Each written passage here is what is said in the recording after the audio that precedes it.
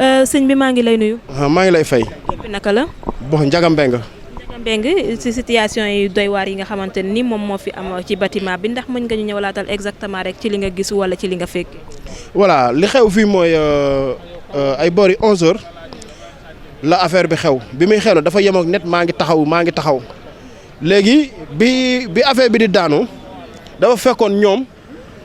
dañoo wàqe ci suuf gi. léegi bi ñu waxee ci suuf ba ci suuf set ñu rambalawaat ko di fa samp ay kii pour ñu mën ko yëkkatiwaat si R+1 si R+1 boo xam ne da nga wàqe ci suuf ba mu set ba nuppi ñëwaat ne da ngay liggéey ci suufam heureusement ne 11 lañu woon mais 6 yi ñoom ñoo ci génn 6 yi ñoom ñoo ci génn ak ay gaañu yu xaw a ndaw nii rek. 6 yi bi mbir yi di am si biir la leen. waaw bi 6 yi bi mbir yi di am ñoom ñu ngi woon si biir bâtiment bi mais 6 yooyu ñoom ñoo génn. léegi mu daa fa des 5 personnes yooyu nag actuellement nii bu sapeur yi ñu ngi fi woon 11h la fi gars yi ñëw 11h ba 16h la ñuy soog a génnee benn rescapé mu ngi tudd Babacar seul Babacar moom moo ci des ñi nga xam ne ñoo ci des ñëpp ñoom ay benn corps sans vie lañ quoi léegi noonu la demee dama bëgg a wax quoi waaw dama bëgg a wax ci réew mi li nga xam ne moo fi am ci wàllu entrepreneuriat ci wàllu construction wu kër da ngay. entrepreneuriat ndax ñeent ñi nga xam ne ñoo jot a ñàkk seen bakkan jot nga leen a xam wala. waaw ndax xam naa leen comme ku ci mel ni booy bi nga xam ne moo tudd Duudu moom dëkkul Dakar daf fi ñëwoon benn vacance rek moom la fi ñëwoon pour am lu mu jënd yooyu pour buy ñibbi mu yóbbu ko mais voilà quoi tu as vu ce qui s'est passé ñoom ñett ñëpp noonu la doon demee mook Aliou aussi mook Aliou aussi kii toog moo nekk magam xam nga yeneen ñaari booy waa Kaolack lañ. léegi mu ngi noonu ñooy ñi nga xam ni ñoom ñoo fi des ci biir bâtiment bi. kon Babacar mi nga xam ne moo doon wax téléphone ci suba ak léegi moom moo ci sauvé. voilà moom rek moo ci sauvé moom la sapeur yi moom lañ dem noonu pour yóbbu ko noonu mooy Babacar moom rek moom moo ci sauvé mooy seul nit bi nga xam ne moom moo ci sauvé ci 5 yi nga xam ne ñoom ñoo desoon ci suufu bâtiment bi booy Aliou fii la des Doudou fii la des ak yeneen ñaari booy yoo xam ne voilà mënu ma citer seen tur quoi. ndax dama leen xamul quoi. ñoom fi lañ doon liggéey. waaw ñoom fi lañ doon liggéey si bâtiment bi lañ doon liggéey waaw. bâtiment bi da doon waaj a daanu wala da amoon ay fétt wala loo xam ne day njottu ko ne lii war na mën a daanu. non te bâtiment bi si réflexion la nekkoon mooy maanaam ñoom dañu ñëw bi ñu ñëwee dañu wax ne dañuy defaat beneen tabax ci suufam pour que xam naa bu àggee ci kaw pour ñaar di mën a toj yenn affaires yeeg yooyu noonu pour ñu mën a ñu continuer seen construction quoi pour ñu mën a continuer seen construction léegi. ñoom suuf gi moom la ñu wàqe suufu bâtiment joppam moom la ñu wàqe léegi bi ñu waxee suuf bi nag wax ko ba mu set ba semelle yi feeñ lépp feeñ ñu rambalawaat ko léegi nag biñ ko rambalawaatee nag commencé nag di samp seeni semelle far yàlla def li xew-xew te ba pare te bâtiment fi mu tege yoonu ndox la xam naa ne loolu moo gën a yokk tax sax mbir mi daal di am. d'accord sànq dañu doon wax ci mbirum entrepreneuriat man maa la dagoon ndax mën nga ñëwaat foofu tuuti. waaw lu ma ci bëgg a wax rek mooy. les gars il faut que ñu dem di jàngi métier étudiants yi nga xam ne ñooy def wàllu bâtiment dama leen di ñaan dem leen ngeen liggéey ngeen jàngi métier jàngi leen métier mën nga théorie mais aussi mën nga dem rek nga pratiquer tey booy xool tey boo demoon fële na le gars yi seen bâtiment bi fer de 8 ak fer de 10 bu local moom moo fa am tey ci bâtiment bi daanu nii maa ngi défier qui que ce soit ci bâtiment baa ngi nii taxaw fer de 6 moo fa nekk ak fer de 8 ak fer de 10 mais local moom moo fa ne tey lii tey bu daanoo tey erreur architecte bokk na ci entrepreneur bokk na ci mais aussi ki nga xam ne moo leen di liggéeyloo aussi am na ci part de responsabilité ndax li tax ñu am ci part de responsabilité mooy benn bâtiment ci boppam mënoo xëy rek un beau jour rek ñëw rek ne da nga koy nga deqati ko noonu saara nga toj ko wala ñëw nii rek bëgg koo liggéey noonu pour rien du tout mais y a des vies kii yoo xam ne ñoom ñoo fi des ñi nga xam ne ñoom ñoo fi des nag ñett nit yi nga xam ne ñoo fi des te wóor na ma ni du mujj fenn mais état bi nag ñu ngi lay ñaan nga yokk ci wàllu bâtiment.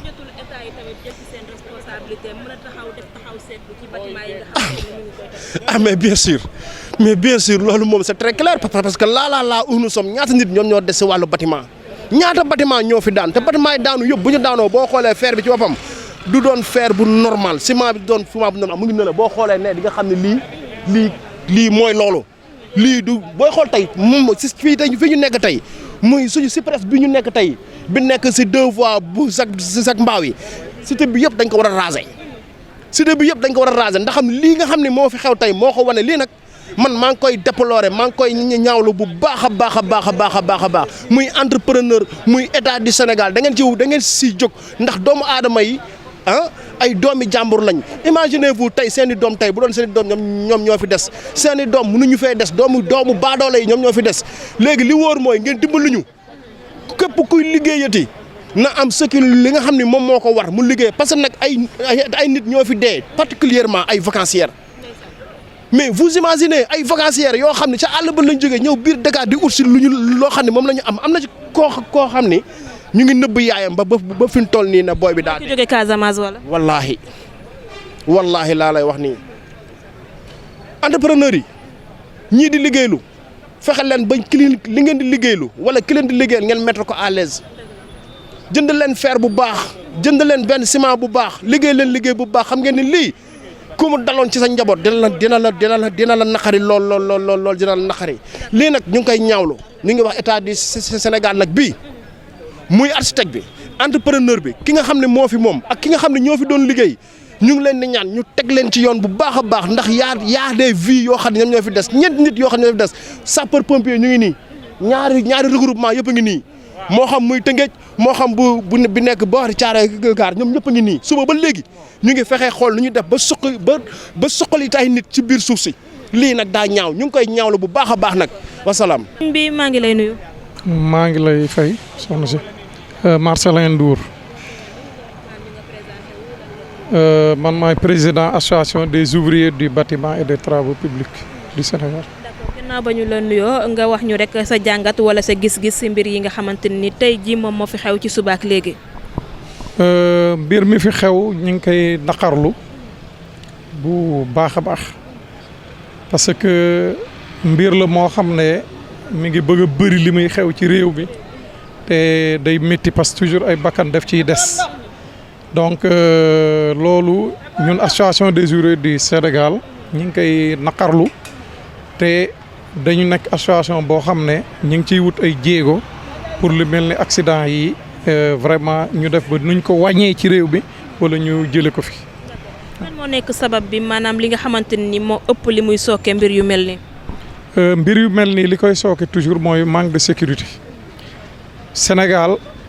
dañuy liggéey ci chantier yi mais du ñu jiital sécurité ba pare qualification bi aussi dafa manqué ci réew bi maanaam ouvrier yi seen qualification dafa des parce que ku ñëw rek ne ouvrier la te ouvrier dafa nekk mbir mu complexe maanaam mbir mu xaw a doy waar la parce que kër yi nga xam ne nit ñi ci la ñuy tëdd di ci fanaan dafa war a nekk loo xam ne dañ ko war a teg ci yoon ñi koy liggéey dañ ko war a xam maîtriser ko ba pare aussi maîtriser la sécurité balaa ñuy dugg ci tabax. d'accord est-ce que jotul tamit nguur gi def taxaw seetlu ci li nga xamante ni moo nekk ci bâtiment yi parce que gis nañu ci say biir yi wax dégg nañu li nga xamante ni li muy am bëri na li mu ci yóbbu ci ay bakkan tamit bëri na. waa nguur gi jot mu taxaw ñun chaque jour ñu ngi koy wax parce que bëri na li ñuy génn ci médias yi di wax ne nguur gi na taxaw ouvrier yi parce que toujours la plupart ñoom ñooy loru ci mbir yu mel nii donc ñun wax nañ nguur gi na jàppale ouvrier yi former leen en matière de sécurité former leen en côté professionnel ñu mën a am ay ouvrier yu kale yu xam li ñuy def xam li ñuy liggéey teg ko ci yoon xam sécurité parce que tubaab bi nee na la sécurité avant tout mais Sénégal dañuy liggéey sans sécurité loolu ñun loolu lañ nemmeeku te ñu ngi wax nguur gi nag nañu taxaw ouvrier yi taxaw population am su ko defee accident yu mel nii ñu mën ko éviter bu baax a baax ci biir réew mi.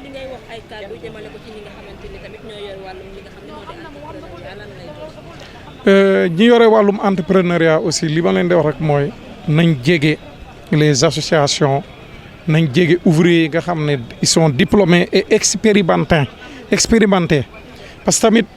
ouvrier mën na jóge école am diplôme te du am expérience mais yenn liggéey surtout ay liggéeyu modification ay reprise sous œuvre ñun dañuy ñaan ñi koy yor nañ dem xool ñu ko mën ñoo xam ne qualifié nañ xam nañ liggéey bi maîtriser nañ sécurité formé nañ leen ñu jox leen liggéey su ko defee lépp day tegu ci sécurité lépp day tegu ci yoon. non mbir mi fekkuma fi mais dañ ma woo au sein de notre association ne ma pour ma ñëw gëstu li fi xew parce que en tant que président association des ouvriers du bâtiment et des travaux publics ñun accident yu mel nii soo amee dañuy ñëw constater jël note pour mën ci waxtaan aussi ñaax ci nguur gi ñu xool ko xam ne lii luñ fi war a jële la loolu moo tax ñun fu accident bi am dañuy ñëw fekk ma fi nag mais lu bëri fi la ma fekk parce que je suis là depuis presque 13 heures donc lu bëri jot naa ci jël ay information vraiment mais ñi ngi koy naqarlu bu baax a baax. d'accord d'après bi nga ñëwee ci li nga xamante ni moo di ci bâtiment bi mën nañu xam li nga xamante ni jot nga ko fa gis lan la. ci bâtiment bii waaw bâtiment bi xëy na li ci ne au fond man xamaguma ko mais li indi daanu gi loolu c'est parce que respecté wuñu normes yi gis nga reprise sous œuvre yi ñuy def maanaam kër yi ñuy modifier dafa am ay normes yu mu war a àndal am étude bu mu laaj suñ deful étude bi joxuñu ko akam jox ko norme yooyu teg ko ci taabal bi moom mooy indi accident yu mel nii parce que aussi mënoo jël kër ni ñu wax ne kër gi dañ ko gasoon tout autour ci nawet bi ak nappe d'eau bi ni mu jegee Zac Mbao xam nañ ko à 80 centimètres yaa ngi ci biir ndox donc nga gas bâtiment wër ko day écroulé wu loolu tamit moo tax ma ne normes yi ak mesure de sécurité yi loolu la ñu war a adopté fexe mu sax ci réew mi suñ bëggee éviter accident yi mel message bi mooy nguur gi ñu ngi leen di woo ñu jàppale ouvrier ci wàllu formation muy professionnel muy sécurité di wax aussi entrepreneurs yi ak sous-traitants yi nañ liggéey te teg ko ci yoon nañ liggéey boo xamante ne du leen indil benn danger du leen indil gàllankoor parce que yu mel nii su amee rek dañuy situer responsabilité yi te day métti ay borom famille ñoo fi nekk ay borom kër su ci yoon su dalee sa kaw day métti ci yow métti ci sa njaboot kon bu ñu yàkkamti dara nañ teg lépp ci yoon comme ça réew mu mën a jëm kanam. d'accord ñu ngi lay jaajëfal bu baax a baax. merci beaucoup.